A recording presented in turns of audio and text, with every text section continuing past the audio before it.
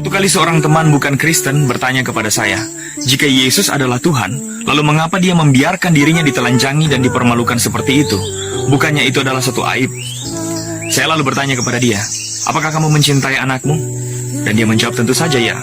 Seberapa besar kamu mencintai anakmu? Dan dia katakan sangat besar, sangat-sangat besar.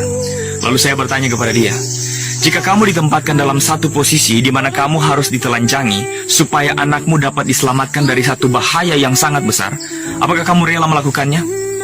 Dan sambil tersenyum dia mengatakan, ya tentu saja. Lalu saya bertanya kepada dia, menurutmu lebih besar mana? Cintamu kepada anakmu atau cinta Tuhan kepada kita manusia? Cinta Tuhan kepada umatnya? Dia lalu mengatakan kepada saya, tentu saja cinta Tuhan jauh lebih besar daripada cinta manusia. Dan saya katakan, saya rasa kamu sudah mendapatkan jawabannya. Mengapa Tuhan Yesus